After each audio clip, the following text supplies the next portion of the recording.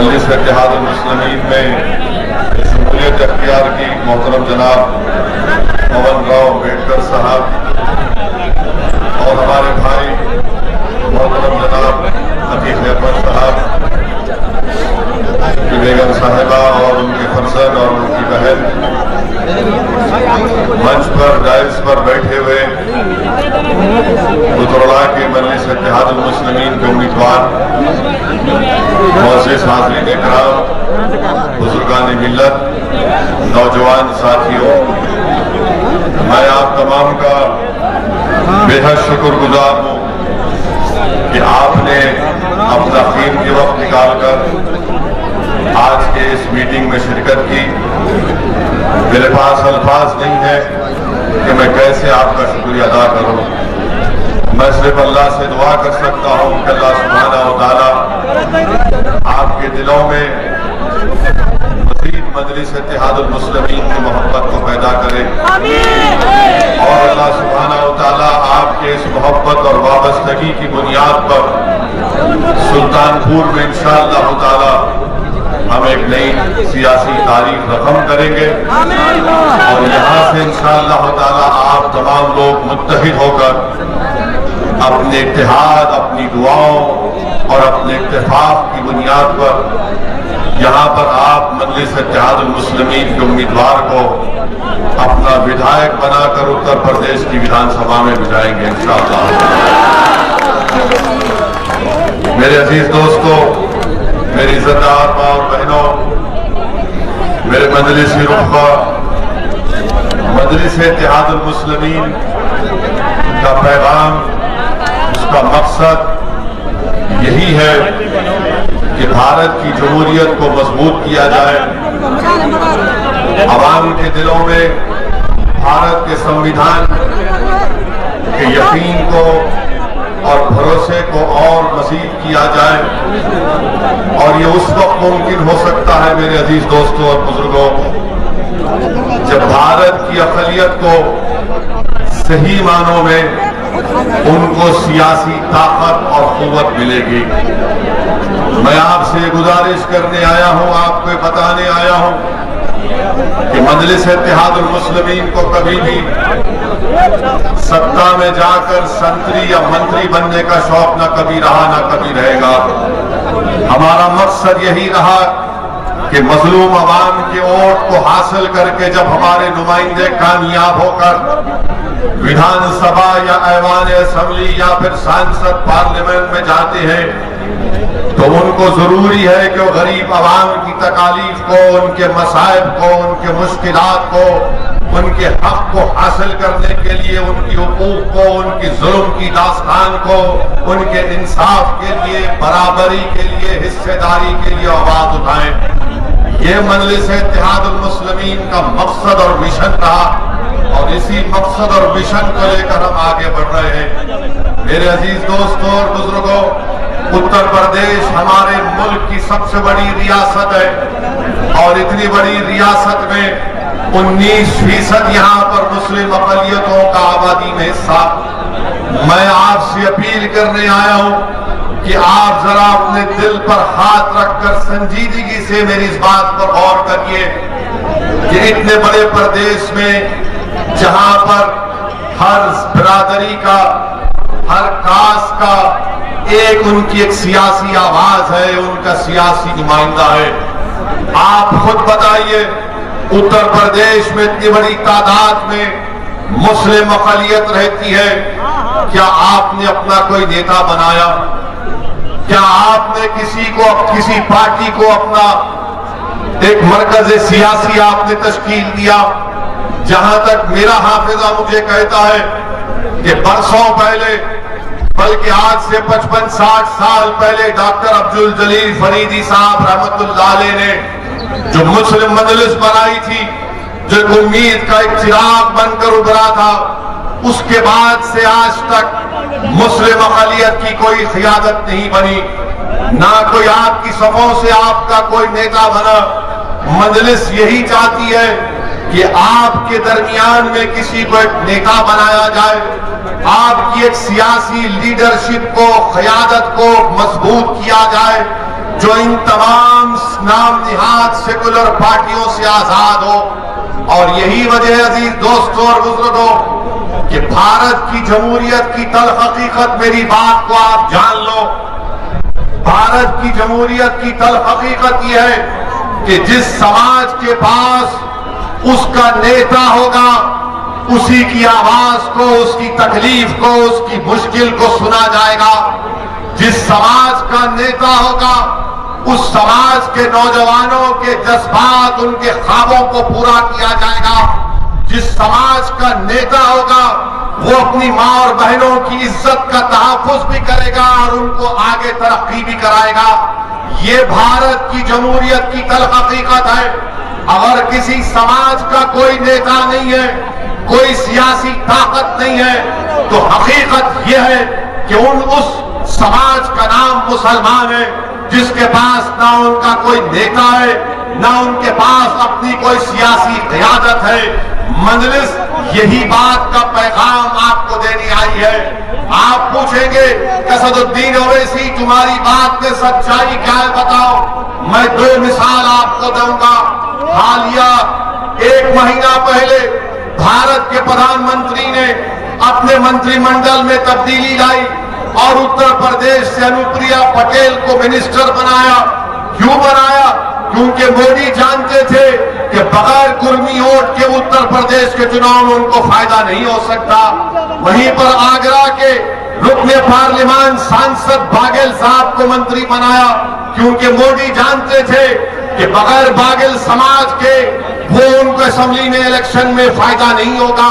मेरे अजीज दोस्तों और बुजुर्गों, हमारा मामला यह है कि हमको डराया गया, खौफ दिलाया गया कि आप सिर्फ वोट डालने का काम करिए, मगर नेता मत बनिए। मजलिस आपको बतानी आई है कि आपने वोट डाला, मगर आपको नेता बनने नहीं दिया गया। अगर मैं चार मीनार की गलियों से सुल्तानपुर को आया हूं, तो मेरा रब जानता है कि मैं अपनी मकबूलियत या अपनी अना की तस्कीन के लिए नहीं आया हूं। मैं अगर आया हूं तो सुल्तानपुर से मुझसे बेहतर मजलिस का एक कायद बनाना चाहता हूं, एक नेता बनाना चाहता हूं जो तुम्हारे जज्बात की तर्जुमानी कर सके। इस अजीम मकसद के लिए मैं आया हूं। मैं आपसे गुजारिश करने आया हूं मेरे अजीज दोस्तों और बुजुर्गों, हालात और वक्त का तकाजा यह है कि आपको एक होना पड़ेगा, आपको एक होना पड़ेगा। इससे कोई दूसरा रास्ता नहीं है। मिलेंगे, याद रखो मेरी इस बात को कि इत्तेहाद जिंदगी है, इंतशार मौत है। इत्तेहाद जिंदगी है और इंतशार मौत है। ये सुल्तानपुर की एक तारीखी सरजमीन है, ये औलिया अल्लाह की सरजमीन है। यहां पर बुजुर्ग हजरत अलाउद्दीन बल्खी, हजरत महमूद बल्खी, पांचों पीरन जिसको कहा जाता है, तारीखी सरजमीन है। ये सुल्तानपुर की वो तारीखी सरजमीन जहां पर सन 57 की जंग आजादी के लिए यहां के उस वक्त के जिम्मेदारों ने कसम खाई थी कि वतन अजीज से अंग्रेजों को उखाड़ कर फेंकेंगे। ये सुल्तानपुर की अजीम सरजमीन जहां पर शीतल मल्ला ने आजादी की लड़ाई में अपनी जान और अपनी एक एक चीज को कुर्बान किया। आज बताओ आप, कहां है आपके नेता? गली में कोई हीरो बन जाता है या कोई छोटा मोटा काम कर लेता है। मैं आपको बताना ये चाह रहा हूं कि आपको नेता बनना है। आप बरसों सिर्फ वोट डालते गए, कभी आपने कांग्रेस को वोट दिया, तो कभी आपने बीएसपी को वोट दिया, तो कभी आपने समाजवादी को वोट दिया। मैं आपको ये बताने आया हूं कि क्या कभी आपने अपने आप को वोट दिया? क्या तुमने कभी अपने आप को कामयाब करने के लिए वोट दिया? तुमने गैरों को कामयाब किया, तुमने अपनों से दामन को छुड़ा दिया। आज ओवैसी तुम्हारे दरमियान में आया है। मैं तुम्हारा भाई भी हूं, तुम्हारा बेटा भी हूं, मैं तुम्हारा चाहने वाला भी हूं और मैं एक इंसान हूं। यकीनन मुझ में कई कमजोरियां होंगी, मगर मेरा दिल धड़कता है तो मजलूमों के लिए मुझे गुस्सा आता है जुल्म को देखकर। मैं जुल्म को बर्दाश्त नहीं कर सकता, मैं नाइंसाफी को बर्दाश्त नहीं कर सकता। इसीलिए मजलिस के मुखालिफीन कहते कि असदुद्दीन ओवैसी की जबान कड़वी है। अरे जबान कड़वी अगर है तो इसका जिम्मेदार तुम्हारी नाइंसाफी है। तुमने 60 साल से हमारा वोट लिया, बल्कि तुमने वोट नहीं लिया, हमारा खून चूस लिया। तुमने हमारा वोट लिया मगर हमारे नौजवान नस्लों को बर्बाद कर दिया। तुमने हमसे वोट तो ले लिया मगर गरीबी हमारा मुकद्दर बनाकर रख दिया। तुमने हमारा वोट तो लिया, हमारे बच्चे और बच्चियों को स्कूल से महरूम कर दिया। तुमने वोट तो लिया और हमारे नौजवानों को जेल में डालकर सड़ा दिया गया। बताओ, ये जब आवाज उठती है, ये जब सवालात उठते हैं, चाहे कांग्रेस हो, समाजवादी हो, बीएसपी हो या बीजेपी हो, कहते हैं कि देखो ये किस जबान में बात कर रहा है। अरे मैं संविधान की जबान में बात कर रहा हूं। वो संविधान जिसको बाबा साहेब अम्बेडकर ने बनाया था। बाबा साहेब अम्बेडकर ने संविधान बनाकर कमजोर तबकात को, वंचित समाज को कहा कि हमने संविधान बना दिया, अब हम तुमको हथियार देकर जा रहे हैं। बाबा साहेब ने कहा कि हम तुमको हथियार देकर जा रहे हैं। वो क्या हथियार था? वो हथियार था आपका वोट। मगर जालिमों ने हथियार को हथियार नहीं बनने दिया, बल्कि आपको कहा कि अगर तुम इस हथियार को इस्तेमाल करोगे तो तुम खत्म हो जाओगे। मैं आपको यही याद दिलाने आया हूं, ये वोट आपका हथियार है। जमहूरियत में वोट आपका हथियार है। जिसको चाहे आप जमीन पर सुला सकते हैं, जिसको चाहे आप कुर्सी पर बिठा सकते हैं, मगर अब की बार इंशाअल्लाह ताला आपको मजलिस के उम्मीदवार को कामयाब करना है।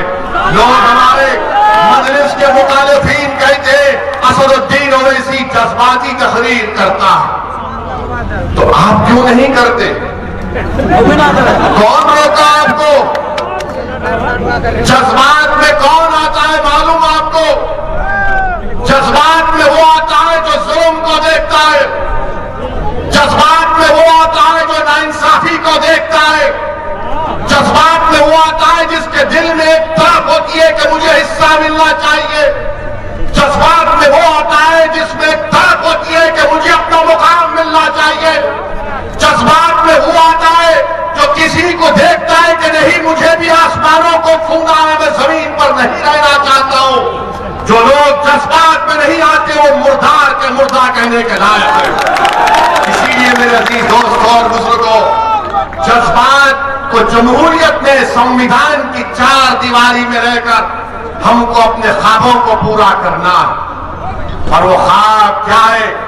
समंदर की तह में जाकर ख्वाब को तलाश करना नहीं है। वो ख्वाब आसमानों पर या चांद पर जाकर मट्टी लाना नहीं है। मेरा ख्वाब और आपका ख्वाब सिर्फ यही है कि हम मुत्तहिद हो जाएं और अपनी जमात को मजबूत करें।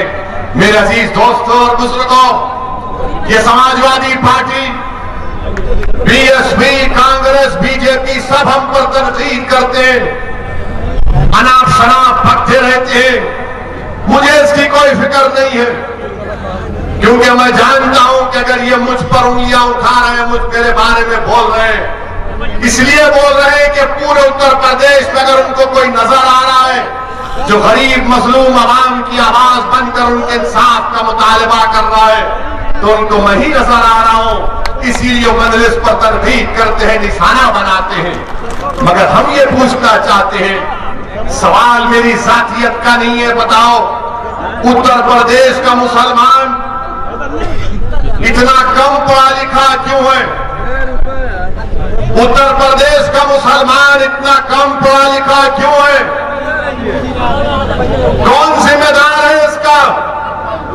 उत्तर प्रदेश में हमारे मुसलमान बच्चे और बच्चियां सिर्फ 3% मुसलमान हाई स्कूल मुकम्मल करते हैं, सिर्फ 2% मुसलमान ग्रेजुएशन मुकम्मल करते हैं।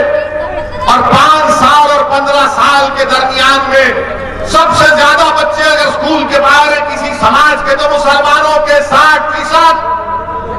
क्या तुमने सुना कभी अखिलेश की जबान से? क्या तुमने सुना कभी बीएसपी के किसी नेता की जबान से बताओ इसका जिम्मेदार कौन है? ये नाइंसाफी देखकर खून खौलता है कि जब सबके बच्चे पढ़ सकते हैं तो मेरा बेटा क्यों नहीं पढ़ सकता, मेरी बेटी क्यों नहीं पढ़ सकती, मेरे भाई का बच्चा ग्रेजुएशन क्यों नहीं कर सकता? ये इसलिए नहीं करना चाहते, ये कभी आपको ताकतवर नहीं बनाना चाहेंगे। ये सिर्फ आपको डराएंगे डराएंगे डराएंगे डराएंगे, खौफ दिलाएंगे। अगर तुम मजलिस को वोट दिए, तुम अगर ओवैसी की बातों में आ गए तो खुदा जीत जाएगा। अरे पूरे भारत में बीजेपी 2 मरतबा उनका प्रधानमंत्री बन गया तो ओवैसी की वजह से बना मोदी या तुम्हारी नाहली की वजह से बना? मैं जिम्मेदार हूं उसका। हर वक्त कहेंगे नहीं असदुद्दीन ओवैसी आया है तो वोट काट देगा मुसलमानों के, कहते हैं ना, कहते हैं ना कि ओवैसी लड़ेगा तो वोट काट देगा। अब मेरा सवाल, इसका जवाब आपको देना पड़ेगा। अखिलेश यादव को आपने झोली भर भर के वोट दिया ना, इसी विधानसभा से दिया ना, तो सूर्या कैसे जीता?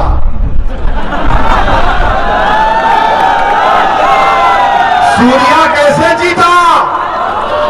तुम्हारी वोट से जीता या अखिलेश के लोगों ने वोट नहीं दिया? बताओ, सवाल का जवाब दो।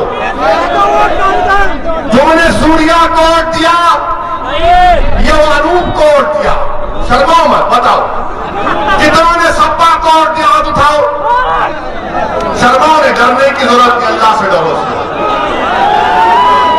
अब आप ये अपने दिल से पूछो कैसे सूर्या जीत गया? मैं तो नहीं था ना, हम थे क्या? ये दाढ़ी वाला टोपी वाला तो नहीं था ना, तो फिर कैसे सूर्या जीत गया? कैसे जीता? ये जीता इसलिए क्योंकि अखिलेश भैया के लोग उसको अपना नेता मान लिए, उसको वोट दे दिए। और आपको बोला नहीं नहीं डालेंगे तो वोट जीत जाएंगे। डराया डराया। अब आपको फैसला करना है, डरने और घबराने की जरूरत नहीं है। और 2019 के पार्लियामेंट के चुनाव हुए, क्या बहन जी और अखिलेश मिलकर नहीं लड़े? लड़े ना, लड़े ना।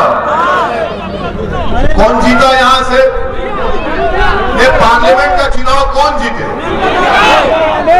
पार्लियामेंट का चुनाव कौन जीता? बीजेपी के जीते ना। आपने वोट दिया बीजेपी को, दिया आपने वोट बीजेपी को, देंगे बीजेपी को। फिर जीता कैसा बीजेपी? कैसा जीता बीजेपी? कौन वोट दिया बीजेपी को? ये बात हम जब बोलते हैं तो समाजवादी, बीएसपी, बीजेपी, कांग्रेस सबकी रातों की नींद हराम हो जाती है। क्या हमने 2019 के लोकसभा चुनाव में एक कैंडिडेट खड़ा किया मजलिस ने? खड़ा किया, फिर कैसा जीत गया? कौन जीते? बीजेपी जीत गई। सबसे ज्यादा पार्लियामेंट की सीट पर बीजेपी जीत गई। और ये आके बोलते ओवैसी लड़ेगा, वोट काटने के लिए लड़ा है। अच्छा, अब एक और सवाल का जवाब, जरा दूर से वहां से आवाज नहीं आ रही। अब इस सवाल का जवाब आप लोग देंगे। क्या तुमने कभी सुना कि हमारे हिंदू भाइयों ने अगर बीजेपी को वोट दिया तो क्या अखिलेश ने कहा कि हिंदू वोट डिवाइड होगा इसलिए मैं हार गया? तुमने सुना कभी?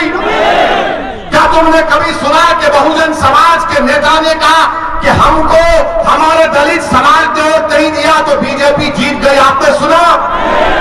इनकी क्या मजाल के मुझे कहते हैं कि मुसलमान का वोट नहीं मिलेगा तो बीजेपी जीत जाएगी? क्या मुसलमान तुम्हारा कैदी है? क्या तुम उनके गुलाम हो? क्या तुम बहादुर हो? क्या तुम मर्दे मुजाहिद हो? क्या तुम मोमिन हो? क्या तुम रसूलुल्लाह के गुलामों के गुलाम हो? तो फिर अब की बार इन जंजीरों को तोड़ दो मेरा भाई।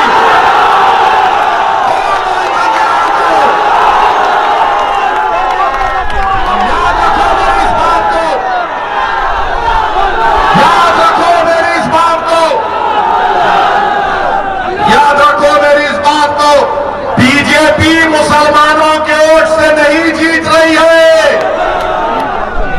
बीजेपी मुसलमानों के वोट से नहीं जीत रही है।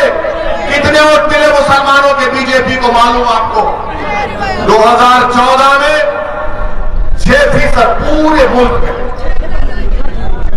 19 में 6%, मगर हम नहीं दे रहे तो उनको वो कैसा जीत रहा है? बता इसलिए रहा हूं क्योंकि मेरे जाने के बाद ये समाजवादी के, बीएसपी के, कांग्रेस के सब लोग के बड़े पहलवान आएंगे, उसकी बात का यकीन नहीं करना। जो टोपी और दाढ़ी लंबा है उसकी बात का यकीन नहीं करना। तो आपकी जिम्मेदारी है कि उनसे सवाल करना, ये सवाल करना, बोलो अगर अखिलेश यादवों का वोट बीजेपी को पड़ गया तो अखिलेश ने नहीं कहा कि यादव समाज ने मुझे वोट नहीं दिया तो बीजेपी जीत गई, मगर अखिलेश यादव और बीएसपी कहते हैं कि मुसलमान हमको वोट नहीं देगा, मुसलमान अगर ओवैसी की बात में आएगा तो बीजेपी जीत जाएगी। अरे तुम यादवों को नहीं कहते, तुम हमारे हिंदू भाइयों को नहीं कहते और मुझसे कहते हो? क्या समझकर तुम कहते हो हमें कि मुसलमान तुम्हारा कैदी है? क्या मुसलमान तुमसे डरता है? क्या हमारी जिंदगी, हमारी रिस्क तुमसे है? अरे हमारा रिस्क तो अल्लाह देने वाला है। हमारी जिंदगी की गारंटी संविधान देता है, जिसको बाबा साहब अम्बेडकर ने बनाया। संविधान देता है आपको अपनी जिंदगी की गारंटी। एक इंसान की राइट टू लाइफ भारत के संविधान में एक फंडामेंटल राइट है, मगर ये अब आएंगे नहीं, ओवैसी की वजह से बीजेपी जीतती है। एक और हकीकत बता रहा, पूरे पार्लियामेंट के चुनाव में हमने सिर्फ 3 पार्लियामेंट की सीट लड़ी। कौन सी? हैदराबाद, बोलो, औरंगाबाद और किशनगंज। इन 3 में 2 में हमको कामयाबी मिली। हैदराबाद की आवाम का लाखों सलाम, हमने बीजेपी को हराया। मोदी भी आए थे मेरे लिए, मुझे हराने के लिए मोदी भी आए थे, अमित शाह भी आए थे, मगर दाल नहीं गली। औरंगाबाद, महाराष्ट्र, ये भी सुनो, याद रखो, ये जब आएंगे मेरे जाने के बाद, मेरे नौजवानों रिकॉर्ड करना इसको, व्हाट्सएप पे डालोगे ना, फसाद बुक पे डालोगे, फेसबुक नहीं है, फसाद बुक है, ट्विटर पे डालोगे, इंस्टाग्राम पे, सब पे डालना ये बात, ओवैसी के सवालात। औरंगाबाद में 21 साल का शिवसेना का एमपी था, 21 साल का। किसने हराया उसको? कांग्रेस ने हराया? नहीं, मजलिस-ए-इत्तेहाद मुस्लिमीन ने उसको हराया और इम्तियाज जलील को वहां कर अपने पार्लियामान बनाया। अब बचा तीसरा किशनगंज, वहां पर मजलिस को 3 लाख वोट मिले। अख्तरुल ईमान हमारे बिहार के प्रदेश के सदर है, 3,25,000 नीतीश कुमार की पार्टी को मिले और 3,50,000 कांग्रेस को मिले। बीजेपी नहीं जीती वहां पे। अब आप बताइए कि जहां मैं लड़ता हूं वहां बीजेपी नहीं जीतती, मगर ये लोग तुमको डरा रहे हैं, ओवैसी आएगा तो ऐसा होगा। मैं ये तमाम सेकुलर पार्टी से कहना चाह रहा हूं, बचपन में बच्चों को सुनाया जाता था, हमने किताबों में पढ़ा कि सो जाओ बेटा वरना शेर आएगा, शेर आएगा। और हम तक बच्चे डरते थे, अम्मा अपने पलों में लपटाती कि बेटा सो जा, सो जा। अब उल्टा हो चुका है, माए कह रही कि बेटा आराम से सो जा, मजलिस आ गई, मजलिस आ गई। ये फर्क, ये तब्दीली हम ला चुके हैं। इसीलिए इनको डर होने लगा है, इसीलिए इनको लग रहा है कि अब वो जो मुसलमानों का वोट, जो उनका कैदी था, जो उनका वोट बैंक था, जिनका रिजर्व बैंक था, उनको नजर आ रहा है कि असदुद्दीन ओवैसी की पार्टी उस वोट बैंक को वोट बैंक नहीं बल्कि ताकत के तौर पर मुसलमानों के हक के लिए इस्तेमाल कर रहा है। ये बात आपको समझना है मेरे अजीज दोस्तों और बुजुर्गों। दरमियान घबराने की जरूरत नहीं है। अब आप आ जाइए, बाबा के बारे में सुनिए। मुख्यमंत्री है मगर मैं उनको बाबा कहता हूं। लोग महाराज भी कहते हैं। अब इनके लोग ये बोलते हैं सबका साथ, सबका विकास, सबका विश्वास। मोदी जी बोलते ना। अच्छा, आप मेरे को बताइए कि भारत सरकार ने अक़लियतों के लिए, जिसमें मुसलमान, ईसाई, सिख, जैन और बौद्ध मजहब के लोग हैं, उनके लिए उत्तर प्रदेश में 116 करोड़ रुपए दिए। कितने दिए? बाबा की हुकूमत ने कितना खर्चा किया अक़लियतों पर मालूम आपको? सिर्फ 10 करोड़ रुपए। सिर्फ 10 करोड़ रुपए। अच्छा, आप सुनेंगे इनके एक मंत्री हैं, बार बार बोलते कि क्या बोलते हैं इनके मंत्री के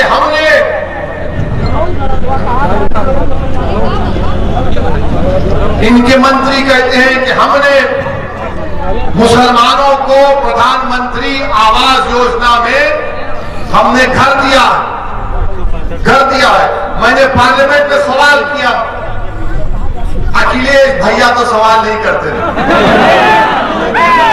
उनको मालूम कि लोग कहां जाएंगे हमको छोड़कर।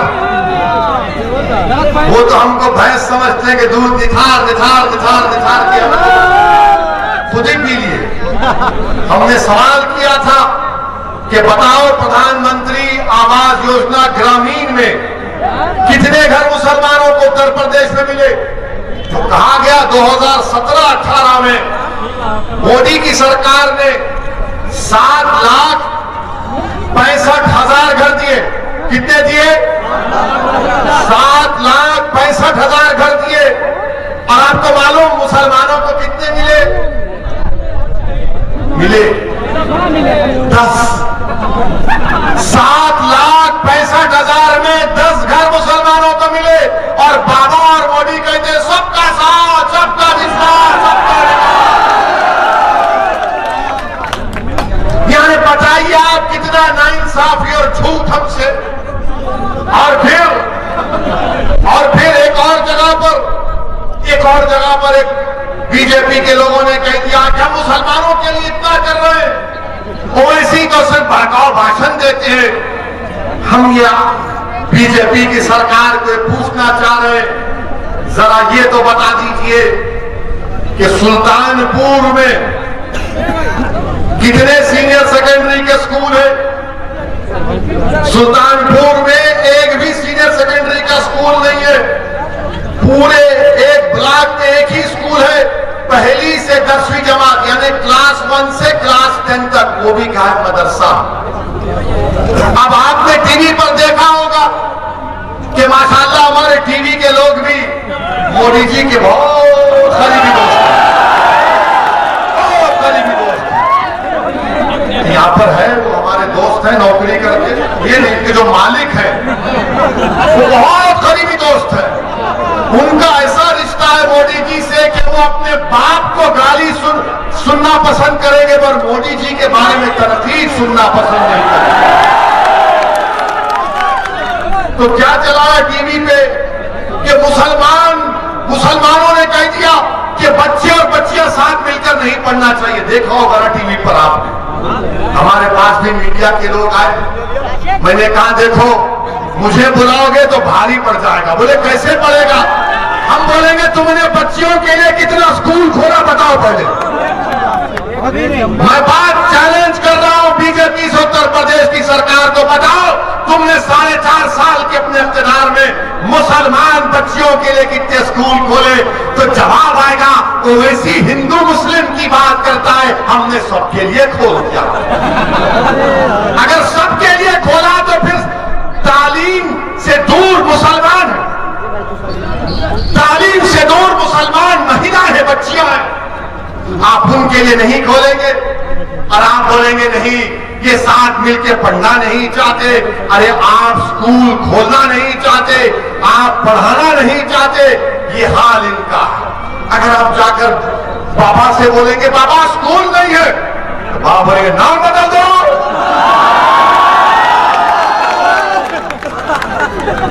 पापा से बोलेंगे स्कूल नहीं है, मुसलमान बच्चों के नाम बदल दे। आप बोलेंगे अरे नहीं स्कूल नहीं है, तो बोलेगा ठोक दूंगा। आप बताइए एक मुख्यमंत्री इस तरह की जबान इस्तेमाल करता है क्या? अच्छा आप देखिए आपके सुल्तानपुर में अस्पताल कितने हैं? सुल्तानपुर में 2 डिस्ट्रिक्ट हॉस्पिटल है और वाराणसी में 4। ये क्यों ना इंसाफी है सुल्तानपुर की जनता से? और फिर सुल्तानपुर नगर में 19 पब्लिक हेल्थ सेंटर है, सुल्तानपुर में खाली 40 है। बाबा क्या करेंगे आप? तो बोलेंगे वैसी ठोक दूंगा। हम अपना हक पूछ रहे हैं, बताइए आप ये क्या हो रहा है? जब ये मसाइल हम उठाते हैं तो इनको लगता है कि नहीं ये ऐसा हो रहा है, ये जज्बात में ला रहा है, ये बीजेपी को फायदा पहुंचा रहा है, ये मुसलमानों के वोट काट रहा है। अरे वो जो उत्तर प्रदेश में हमारा हिंदू भाई मोदी को वोट दिया, तुम्हारी जबान में तुम्हारे मुंह में जबान है ना, बोलो उनके बारे में। क्या यादवों ने वोट नहीं दिया मोदी को? या नहीं दिया? इसीलिए सूर्या जीता ना।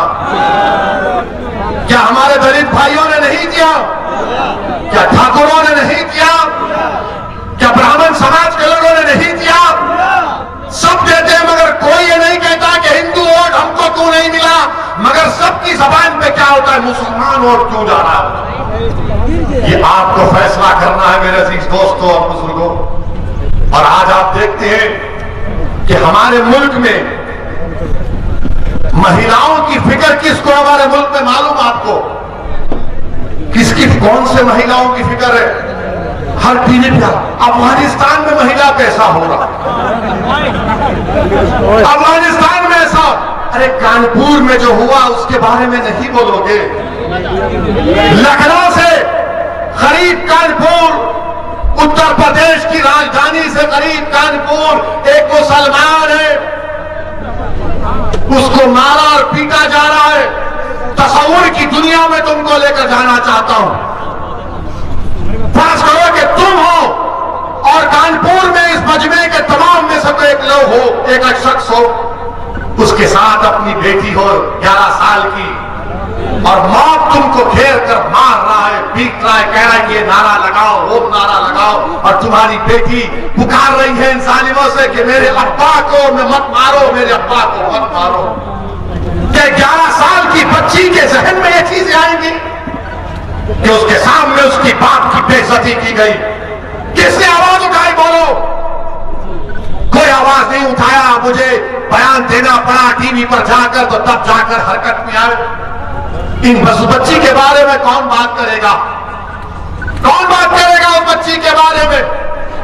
मेरे अजीज दोस्तों और बुजुर्गों, इस मुल्क की आजादी में जैसा मैंने कहा कि सन 57 की जंग आजादी में हमने हिस्सा लिया, हमारे उलमाओं ने जिहाद का फतला दिया।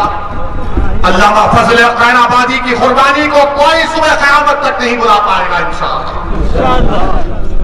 वहीं पर चौरी चौरा का वाकया हुआ था, एक पुलिस स्टेशन पर हमला हुआ।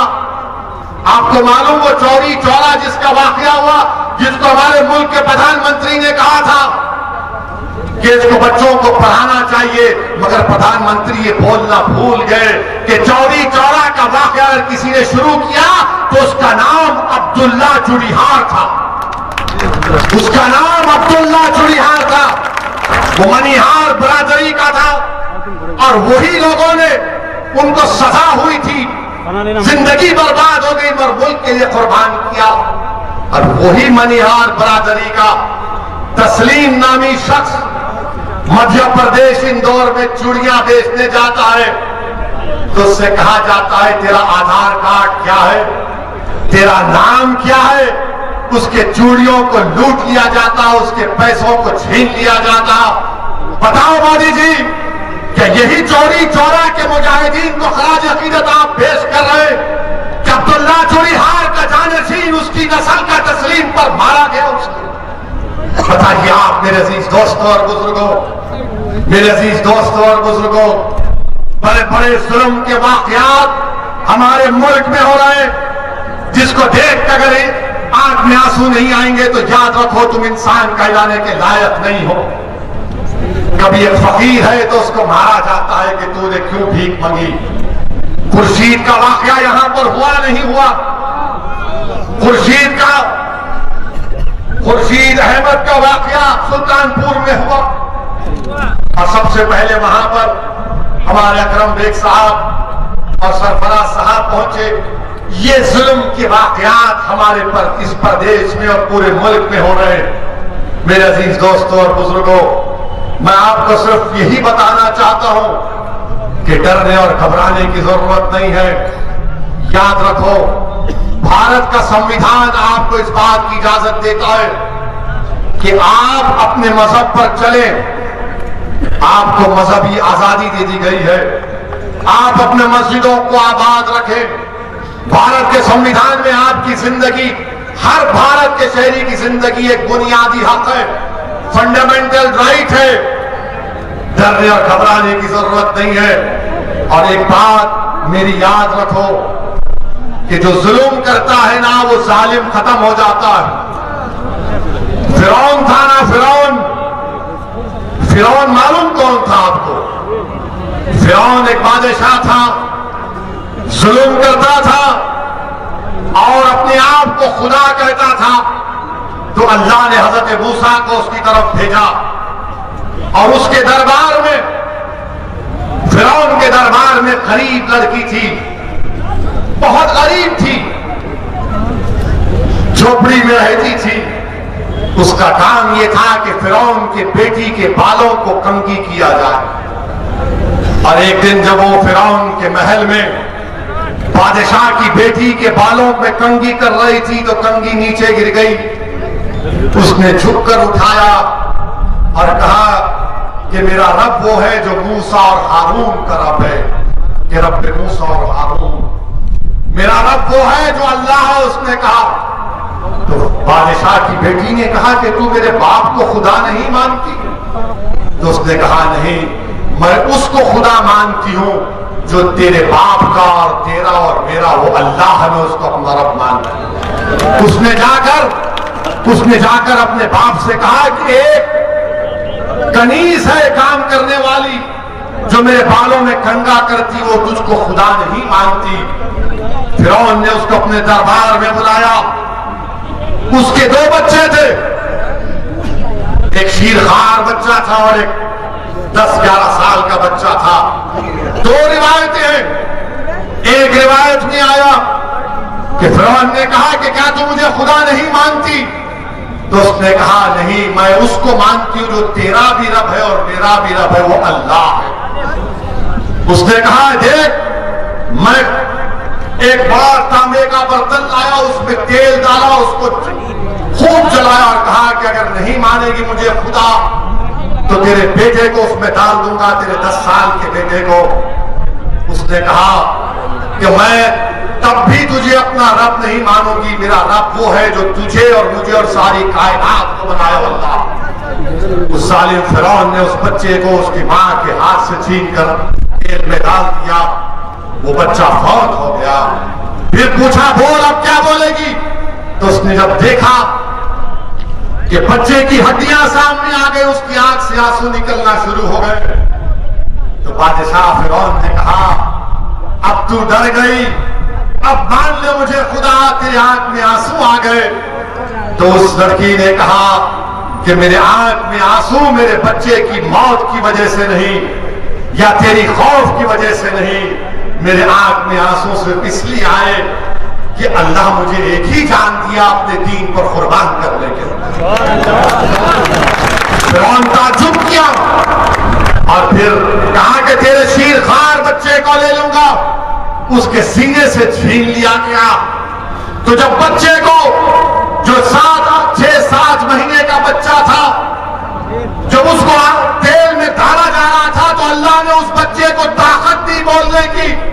उसने कहा, मां तू कह दे कि तेरा मेरा सबका रब अल्लाह है, तू इस तेल की तरफ मत देख, कह दे कि मेरा रब अल्लाह है। उस बच्चे को डाल दिया तो याद रखो, अल्लाह रब्बुल कायनात है, अल्लाह रज़्ज़ाक़ है, अल्लाह गफ्फार है, अल्लाह रहमान है, अल्लाह रहीम है, अल्लाह करीम है। और अल्लाह के दरबार में कभी भी जालिमों से अल्लाह इंसाफ करता है और जुल्म का खात्मा होगा इंशाअल्लाह होगा। और याद रखो, वो सहाबी रसूल का वाक़या याद आ रहा है, जब रोमियों से जंग हुई, हजरत अब्दुल्लाह हुदैफा शामी थे, जिनको रोम के बादशाह ने गिरफ्तार कर लिया और उनसे कहा कि तुम इस्लाम को छोड़ दो। उन्होंने कहा नहीं छोड़ूंगा। उसने कहा मेरी बेटी से शादी कर ले। उन्होंने कहा मेरा शादी करने का इरादा नहीं है। उसने जेल में डाल दिया। एक बदकिरदार किस्म की एक महिला को उसके पीछे लगा दिया। वो जेल में भागते थे, उससे कहते थे कि मुझे हाथ मत लगा, तू गैर महरम है। फिर बादशाह ने बुलाया उनको और कहा कि चलो मैं तुमको एक और ऑफर देता हूं, तुम मेरी अंगूठी को चूम लो। उस अंगूठी पर कुछ और निशान था। उन्होंने कहा यह भी नहीं कर सकता। ये होठ जो अशहदु अल्ला इलाहा इल्लल्लाह व अशहदु अन्ना मुहम्मद रसूलुल्लाह कहते हैं, जो मोहम्मद मुस्तफा सल्लल्लाहु अलैहि वसल्लम की गुलामी में सलात व सलाम पढ़ते हैं, इन होठों को मैं वहां नहीं चूम सकता। बादशाह ने कहा मेरे माथे को चूम ले, मैं 100 सहाबियों को आजाद कर दूंगा। उन्होंने कहा नहीं करूंगा। फिर कहा कि 300 रिहा करूंगा। तो उन्होंने कहा तुम पूरों को रिहा करो, तेरे माथे को चूमूंगा। उन्होंने माथे को चूमा और जब वापस गए तो खलीफा हजरत उमर थे। हजरत उमर ने आगे बढ़कर हजरत अब्दुल्लाह हुदैफा की पेशानी को छूआ। और कि वो जो फिरौन के दरबार का वाकया है, जब शब-ए मिराज में अल्लाह के रसूल सल्लल्लाहु अलैहि वसल्लम सफर मिराज पर जा रहे थे, तो एक पहाड़ी में आक़ाए दो आलम सल्लल्लाहु अलैहि वसल्लम को अच्छी खुशबू आई। तो जिब्राइल से पूछा ये कौन है? तो कहा ये वो लड़की है जिसने फिरौन के दरबार में अपनी औलाद को कुर्बान कर दिया और कहा कि तू मेरा खुदा नहीं है, अल्लाह मेरा रब। मेरे अजीज दोस्तों और बुजुर्गों, हिम्मत और हौसले को बरकरार रखो। इन जलसों को मुनक्किद करने का या आपके दरमियान में आने का अहम पैगाम यह है कि डरने और घबराने की जरूरत नहीं है। अल्लाह हमारे लिए काफी है। हस्बुनल्लाहु व निअमल वकील, हस्बुनल्लाहु व निअमल वकील व निअमल मौला व निअमल नसीर। मेरे अजीज दोस्तों, डरने की जरूरत नहीं है। ये बीजेपी आरएसएस है, ये बेचारे हिस्ट्री नहीं मालूम इनको हिस्ट्री नहीं आती। अभी कल आरएसएस के मोहन ने कहा क्या कहा कि इस्लाम भारत में इन्वेडर से आया। हमको कल मीडिया वाले लखनऊ में पूछे, हमने यही कहा कि मोहन भागवत जो है हिस्ट्री को नहीं जानते। मोहन भागवत जो है हिस्ट्री को नहीं जानते। हमने उनसे कहा कि इस्लाम इस मुल्क में बादशाहों की वजह से नहीं आया। इस्लाम इस मुल्क में आया तो सूफियों की और तिजारत करने वालों की वजह से आया। और हमने उनको मोहन भागवत से हमने पूछा कि इस्लाम अगर आया तो वेस्ट कोस्ट में आया, और किसने कहा मालूम आपको? इस्लाम बादशाहों से इस्लाम भारत में नहीं आया। किसने कहा मालूम आपको? मालूम? मोदी जी ने कहा। हाँ, अब आप जाकर देखिए, मोदी जी ने अप्रैल 3, 2016 को 7:13 को एक ट्वीट किया और कहा कि केरल के त्रिशूर डिस्ट्रिक्ट में चेरावन जुम्मा मस्जिद को अरब के तिजारत करने वालों ने, बादशाहों ने नहीं, तिजारत करने वालों ने 629 ईस्वी में मस्जिद को बनाया और कहा कि भारत की पहली मस्जिद। मोदी जी आप झूठ बोल रहे हैं या मोहन भागवत झूठ बोल रहे हैं? आप दोनों बैठकर तस्वीर कर लो। हमारा मानना ही है कि इस्लाम भारत में तलवार के जोर पर नहीं आया, मोहब्बत की बुनियाद बनकर आया। जो बादशाह है वो जुल्म किए, इस्लाम से उनका क्या रिश्ता बादशाह थे। ख्वाजा गरीब नवाज आए, दीन लाए, दावत दी, मगर इन लोगों को मुसलमान देखते कि नहीं तुम भारत के नहीं हो। अब इनका जवाब और एक हमारे पास है। मैंने उलमाओं के पैरों के पास बैठकर सुना कि सारे कायनात के अब्बा कौन है? हजरत आदम अलैहिस्सलाम है, हमारे सबके डैडी हैं, पिताजी हैं। वो जब जन्नत से निकले तो किस मुल्क पे कदम रखा उन्होंने? किस मुल्क पे रखा? भारत में रखा। तो ये बाप की सरजमीन हुई नहीं हुई? हुई ना। तो डरना किस बात का प्यारे? डरने और घबराने की जरूरत नहीं है। हिम्मत से काम करिए। और अल्हम्दुलिल्लाह हमारे भाई अतीक जेल में है, मगर अपना खत पर पैगाम भिजाया, अपनी मोहब्बत और वाबस्तगी, और आप लोगों को ये पैगाम भी दिया कि हमको और आपको मिलकर इंशाअल्लाह ताला आने वाले विधानसभा में मजलिस इत्तेहाद मुस्लिमीन को कामयाब और कामरान करना है। मैं सुल्तानपुर आया हूं और इंशाअल्लाह अल्लाह ने चाहा तो बार बार आता रहूंगा, बार बार आता रहूंगा। आपका सुल्तानपुर का हर घर मेरा घर, सुल्तानपुर का हर बुजुर्ग मेरे बुजुर्ग है, सुल्तानपुर की मेरी माँ और बहनें, मैं आपका बेटा हूं। आप मेरे लिए दुआ करिए, हमारी सरपरस्ती करिए। हम गलती करते हैं तो हमारा उंगली पकड़कर सीधा रास्ता दिखाइए, मगर हमारा हाथ मत छोड़िए। ये आपकी लड़ाई हम लड़ रहे हैं, मजलिस को कामयाब करिए। आप तमाम का शुक्रिया। अस्सलाम वालेकुम व रहमतुल्लाहि व बरकातहू।